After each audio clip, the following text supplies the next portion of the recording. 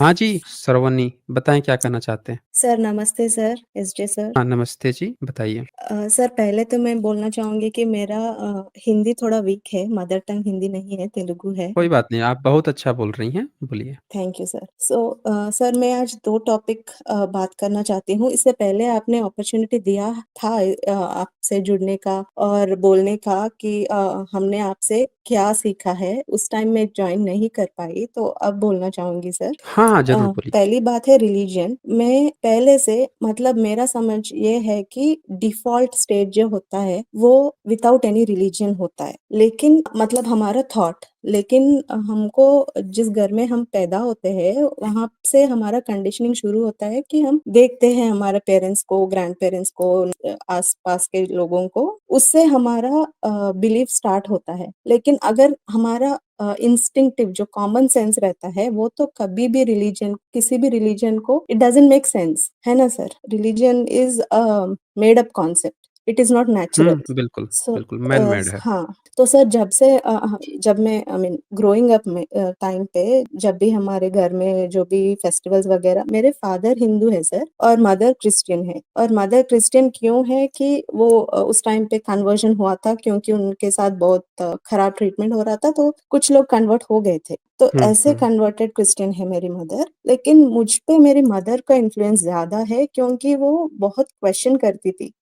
अगर आप देखें तो कृष्णा या विष्णु या कोई भी हिंदू गॉड लेके, तो उनका सबका मल्टीपल वाइव्स है। लेकिन ये लोग हुँ, प्रीच करते हैं बाकी लोगों को लाइफ ऐसा जीना है, मोनोगमी प्रैक्टिस करना है, वगैरह-वगैरह। जो भी एथिक्स, मॉरल्स जो प्रीच करते हैं, वो तो उनके रिलिजन में है ही नहीं। मतलब ये तो हुँ, डबल हुँ, स्टैंडर्ड्स हुँ। हुए ना। ऐसे वो ऐसे दरअसल सिंपल या आज का जो हिंदू है, जो प्रचार कर रहा है, वो दरअसल पुड़िया बेच रहा है ऊपर लिख के हिंदू का। असल में वो जो आपको दिखाएगा स्वप्न कि हमारे हुँ, यहाँ ये है, वो बुद्धिज़्म के दिखाएगा और पुड़िया बेच देगा हाँ। आपको हिंदू का, ये याद हाँ, रखिएगा। सर और ये मतलब भी वो मैं दिखाएगा कि आपके ही हमारे धर्म में बड़े फिलोसोफर्स हुए हैं, पहले वर्ण कर्म से होता था, जन्म से नहीं और ये चीज़ ऐसे जो बढ़िया-बढ़िया बातें जो दिखाएगा लच्छेदार, वो सब बुद्धिज़्म के उठा के दिखाएगा, लेकिन पुड़िया जो ओवरऑल होगी, वो कहेगा ये हमारा हिंदू धर्म है हाँ और वो सर, फँस जाएगा बिल्कुल। क्योंकि इसकी इसकी किताब खोलिएगा तो तुरंत फँस जाएगा, बिल्कुल सर, जो इसीलिए भी फँसता हमको है वो। बताया गया हुँ। है एकदम ऑपोज़िट जो बोलते हैं और जो उनके स्क्रिप्चर्स में है बिल्कुल मैच नहीं करता है। ये हिंदुइज़्म तो फुल ऑफ कॉन्ट्रडिक्शंस है, जो बोलते हैं वो है ही नहीं रियलिटी में, प्रैक्टिस में। हाँ, तो वो बुद्ध की हाँ, पुड़िया दिखा के ना हिंदू बेचता है। हाँ, आप हाँ किताब सर। हिंदू की खोल दोगे स्क्रिप्चर तो फँस ही जाना है, फँसना ही फँसना है। हाँ सर। इसीलिए और सर फँसता है वो। मैंने आपके स्ट्रीम से सुन के ही मैंने सीखा है, आई मीन मैंने रियलाइज़ किया है कि बुद्धिज़्म प्रीडेट्स हिंदुइज़्म। मुझे तो लगता था कि बुद्धिज़्म बाद में आया ताकि कास्ट ऑपरेशन को एस्केप कर सके, ये मेरा बिलीफ था सर। लेकिन आपके स्ट्रीम सुनने से मुझे पता चला कि ऐसा नहीं है, हिंदुइज़्म ने बुद्धिज़्म को मतलब ओवरराइड कर दिया, फोर्सफुल हाइड कर दिया या टेम्पल्स वगैरह ब्रेक करके ये सब हुआ है। तो आप ही से मुझे ये पता चला सर आपके स्ट्रीम से। हुँ, हुँ, हुँ। मेरा सेकंड पॉइंट ये बताना था कि रिजर्वेशंस का टॉपिक जब भी आता है मुझे 4 या 5 क्वेश्चंस जो रिजर्वेशन को अपोज करते हैं उनका ये पॉइंट्स होते हैं कि how are reservations helping, how are they solving the problem. एक तो मेरा आंसर ये रहता है सर, मेरी जो समझ में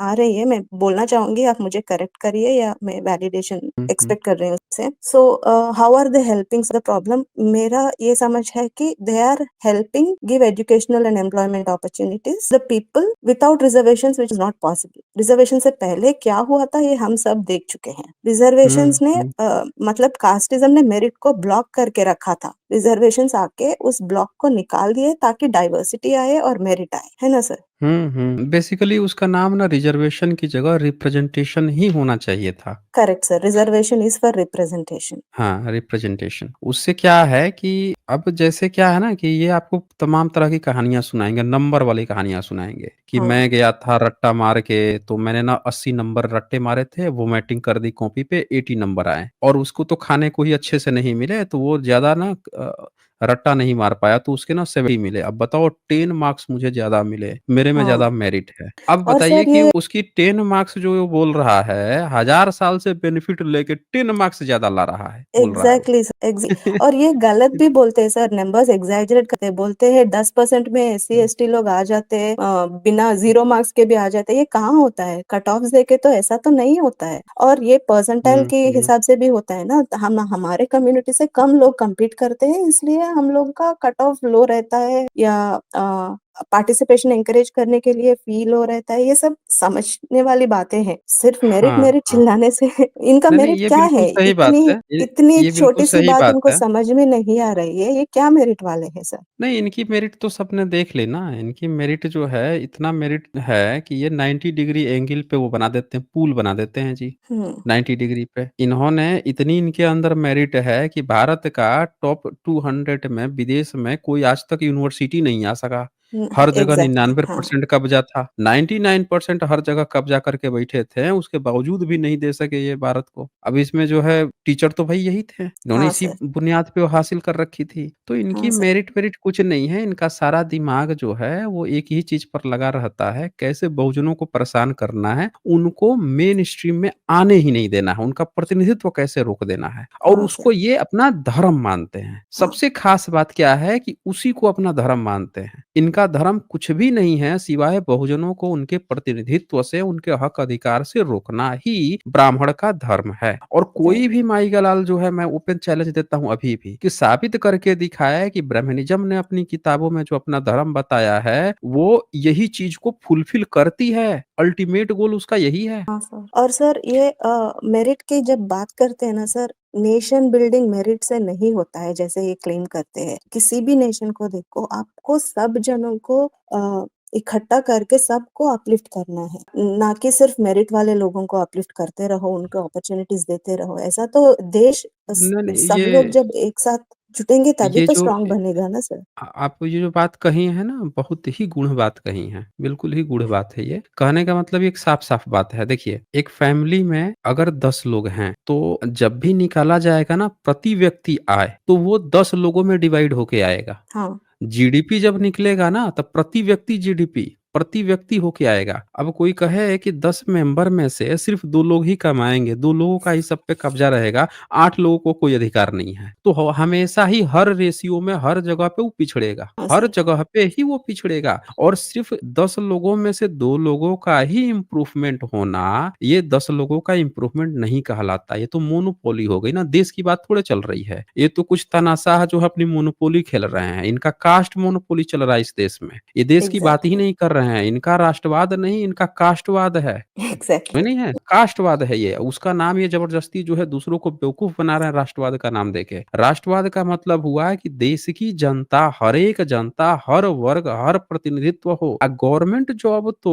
वो जॉब ही नहीं है, वो तो आपके मतलब सुदामा कोटा थोड़े है भाई, गरीबी भरो योजना थोड़े है। उसकी जो हाँ सैलरी सर, मिलती है आपके गरीबी दूर करने की योजना नहीं है। वो एक प्रतिनिधित्व है कि इस देश के लोग जो हैं, हर वर्ग, हर समुदाय के लोग सत्ता में भागीदार हैं और दुनिया के दूसरे देशों को से बातचीत या जो भी चीज़ है रिप्रेजेंट कर रहे हैं अपने देश को, हर वर्ग के लोग। हाँ उसका सर, मेरिट से कुछ लेना-देना नहीं है, कुछ भी ले रत्ती भर लेना-देना नहीं है। इनको मेरिट दिखानी है तो जाना प्राइवेट सेक्टर में, जाके हाँ खोल के सर। अपनी दोहरी दुकान खोल के बैठे, दिखाएँ वहाँ पे मेरिट। और बोलना है आपको? हाँ सर, मैं बहुत प्रिपेयर बोलिए, करके आई हूँ पॉइंट्स। बोलिए। हाँ, सर सेकंड पॉइंट है, कुछ लोग बोलते हैं why are reservations not helping? इसका मेरा आंसर है कि रिजर्वेशंस हेल्प नहीं करते, ये लोग क्लेम करते हैं। लेकिन अगर आप देखें तो कितने लाखों लोगों को एजुकेशन का अपॉर्च्युनिटी मिला है, एम्प्लॉयमेंट का अपॉर्च्युनिटी मिला है, और जब आप और मैं और हम सब लोग जो यहाँ पे जुड़ते हैं, बात करते हैं, हमारा ओपिनियन शेयर करते हैं, हमारे लोगों को अवेयरनेस देते हैं, ये सब तो भी रिजर्वेशन का हेल्प ही हुआ ना हुँ, इन हुँ, प्रैक्टिस। तो हुँ। बिल्कुल ये सही। मेरा आंसर है, रिजर्वेशंस हेल्प नहीं कर रहे, नहीं, ये लोग हमारे लोगों को अवेयर कर रहे हैं, बात करने का तरीका और बात करने के लिए पॉइंट्स, नॉलेज जो भी है वो रिजर्वेशन की ही वजह से हो रहा है। और तीसरा पॉइंट जो ये लोग बोलते हैं सर, दे ब्लेम रिजर्वेशन कि हमारा कंट्री ऐसी हालात में हैं क्योंकि रिज़र्वेशन की वजह से जो जिन लोगों का मेरिट नहीं है वो लोग आ जाते हैं जॉब्स में और कॉलेजेस में। ये तो बहुत ही स्टूपिड सी बात है, मेरा एक्सक्यूज़ माय लैंग्वेज। हुँ, ये हुँ, बहुत ही हुँ, स्टूपिड आर्गुमेंट है क्योंकि जो भी गवर्नमेंट जॉब्स है जस्ट 2% या 3% आई नो मैक्सिमम, ये हुँ, 3% जॉब्स में, और वो भी पूरे के पूरे डिसीजन मेकिंग पावरफुल पोजीशंस में पूरे अपर कास्ट लोग हैं जो डिसीजन लेते हैं, जिसका इम्पैक्ट होता है, डाउनवर्ड इम्पैक्ट होता है, उस पे तो अपर कास्ट वाले ही बैठे हैं, लेकिन ब्लेम होता है रिजर्वेशन कैंडिडेट पे। तो आप अपर हुँ, पावरफुल पोजीशन पे बैठ के क्या कर रहे हो? इम्प्लीमेंट करो ना हुँ। ठीक से, ताकि सब कुछ अच्छा ही हो। शायद आप ट्रेन कर सकते हो आपके एम्प्लॉइज़ को जो skill up to the mark नहीं है, कुछ तो कर सकते हो ना। नहीं, इनको तो बस कैंसल कर देना है, जो भी बंदा अच्छा नहीं है कैंसल कर दो, निकाल दो वहाँ से और अपने बंदे को लाओ। ऐसा अप्रोच है ना ये तो। इनका साफ-साफ एक चीज़ इनमें दिखती है कि इनके अंदर न्यायिक चरित्र नहीं है। अगर इनके अंदर न्यायिक चरित्र होता, तो आप ये देख लीजिए कि आज तक एससी-एसटी की जो प्रॉब्लम है ना, ये खुद ही इनिशिएट करके सॉल्व करते हैं। आज तक एक भी ब्राह्मण संस्था, ब्राह्मण के ग्रुप या जहाँ ब्राह्मण सर्वे सर्वा है, उसने कभी भी कोई एससी-एसटी, ओबीसी की प्रॉब्लम, विशेषकर उनके प्रतिनिधित्व से रिलेटेड प्रॉब्लम को सॉल्व नहीं किया है, ना इनिशिएट किया है। इवन जब संगठनों ने इस तरह के बहुत सारे मूवमेंट किए हैं, तो उसमें वो काट-छाँट करेगा, डिले करेगा, इधर करेगा, उधर करेगा, फालतू-फालतू के काम करके लटकाने का काम किया है उसने। यही हकीकत है। इनके अंदर न्यायिक चरित्र नहीं है। वेल इसीलिए ये सेड। प्रॉब्लम बनी हुई है। और इनको बोलना है कि रिजर्वेशंस हटा दो, बट क्यों हटा दें? सबको एजुकेशन की ये अप्रोच क्यों नहीं लेते हैं? सबको इक्वली एजुकेट करो, सबको एजुकेशन फ्री करो। नहीं, नहीं, नहीं, इनको इन्होंने हमारे रिजर्वेशन हटाना है बस। नहीं, नहीं, इनको रिज़र्वेशन नहीं हटाना, इनको बहुजन को हटा देना है प्रतिनिधित्व से।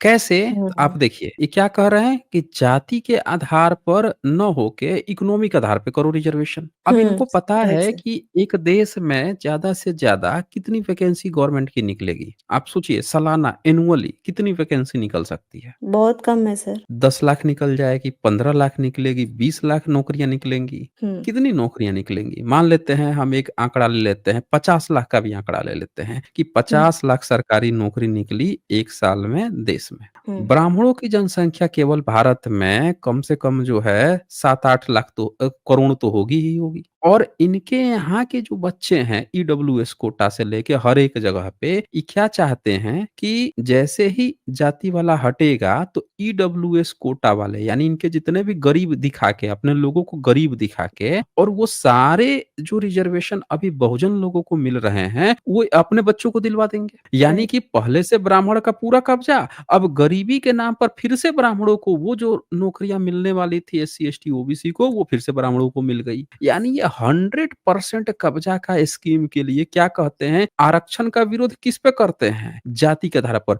आर्थिक आधार पे नहीं करते हैं क्योंकि इनको पता है कि ये आर्थिक आधार पे हमें अपने बच्चों को दिलवा दूंगा। इनको मूल नफरत हमेशा से ही एससी एसटी ओबीसी से रही है, हाँ सर। आरक्षण से नहीं रही है। आरक्षण से रहती तो कभी आपने गाली देते सुना है ईडब्ल्यूएस कोटा को? कभी न हाँ सर, आपने कभी देखा है कि कोई एग्ज़ैक्टली। ब्राह्मण खड़ा हुआ हो, बोला हो कि ब्राह्मणों का जो आरक्षण है सारे मंदिरों पे हटाओ? वो तो बहुत एक बार वेलकम भी है। सुना आपने? हाँ, हाँ, उसमें आज तक एक बार भी इन्होंने आवाज़ नहीं उठाई क्योंकि इनको आरक्षण से मतलब ही नहीं है। ब्राह्मण आरक्षण से इनको नहीं मतलब है, सिर्फ़ बहुजनों के प्रतिनिधित्व पे इनको दिक्कत है। असल में हाँ इनके सर। साथ प्रॉब्लम ये है। और ये रिज़र्वेशन सिर्फ़ कास्ट का ही नहीं है ना, तो फिज़िकली हैंडिकैप्ड के लिए, एल्डरली के लिए है, थोड़ा वीमेन के लिए है। सब एक-एक प्रॉब्लम को एड्रेस के लिए एक-एक तरीका का रिज़र्वेशन है, लेकिन इनको इसी रिज़र्वेशन से प्रॉब्लम है। बहुजन के हाँ प्रतिनिधित्व सर, से बस इनको प्रॉब्लम है। हाँ सर। और इनका जो मेरिट वाला क्लेम है, उससे उसके लिए मैं बोलना चाहूँगी कि मेरे फैमिली में सर हमारा शायद सेकंड जनरेशन है जो रिज़र्वेशन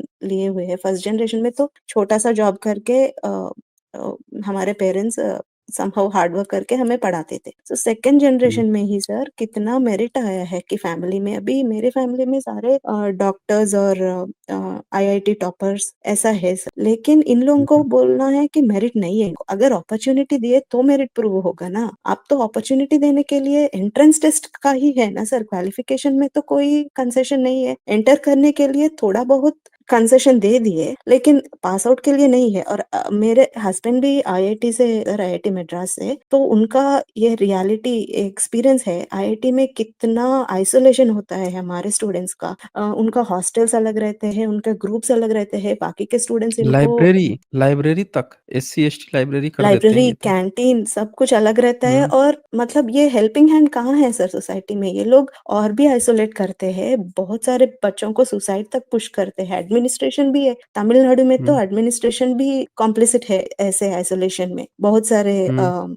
सुसाइड्स की वजह है। घटनाएँ भी आई हैं। हुँ, हाँ सर, एक और तमिलनाडु में जो है सर, जो वो रिजर्वेशंस 50% का कट ऑफ उन्होंने एक्सीड कर दिया है। और Tamil Nadu um, one of the best states है इंडिया में। जीडीपी की हुँ, भी हुँ। देखो तो कोई भी इंडेक्स पे आप देखो, हाँ, तो फील्ड में। हुँ, रिजर्वेशंस पॉपुलेशन के हिसाब से दिए हैं और वो प्रोग्रेस कर रहे हैं। तो ये लोग उसका एग्जाम्पल क्यों नहीं लेना चाहते हैं? रिजर्वेशन को क्यों रिस्ट्रिक्ट करना चाहते हैं? और ऐसा नहीं है कि हम लोग उनका भी शेयर ले रहे हैं। ये तो बोलते हैं रिजर्वेशन चैरिटी है, भीख है, रबिश। बल्कि वो एक कॉन्स्टिट्यूशनल राइट है, हक है हमारा। लेकिन अगर रिजर्वेशन दिए भी तो पॉपुलेशन के हिसाब से दे रहे हैं ना सर, उनका थोड़े ले रहे हैं। इनको पता नहीं क्या तकलीफ देखिए होती है। देखिए, ये जो है ना, ये बड़े धूर्त लोग हैं। इसमें आप एक चीज़ को समझिए, इंटरव्यू हुआ, 200 कैंडिडेट बुलाए गए और हाँ। 200 कैंडिडेट में रिजर्वेशन नहीं है, कोई भी रिजर्वेशन नहीं है। तो ये 200 कैंडिडेट में इन लोगों का दिल इतना बड़ा है कि एक भी एससी, एसटी, ओबीसी को नहीं लेंगे। समझ रही हैं? पूरी तरह से 200 जनरल भर देंगे। अपने कैंडिडेट जिनके यहाँ फ़ोन आया हुआ होगा, रात में फ़ोन आया होगा, अच्छा पैनल में कौन है, यहाँ है, सारी सेटिंग हो जाती है अंदर ही अंदर, पूरी सेटिंग रहती है। हुँ, वहाँ हुँ। पे कभी भी, चूँकि इनका अपना ग्रुप है, अपनी जाति हैं, इन लोगों को पता है शादी-विवाह आपस में करना है, आपस में इस तरह की बातें डीलिंग होती हैं, तो सब लोगों को पता है कौन कहाँ पे है, कौन किसमें है, कौन किधर जा रहा है, कौन कि कहने को गुप्त होती हैं किसके लिए? एससी, एसटी, ओबीसी के लिए कि गुप्त हुँ। है। हर चीज़ जो है गुप्त है, पता नहीं चलेगी। लेकिन नो इनके सूटेबल लिए नहीं है। कैंडिडेट बोल के उन्हीं लोगों को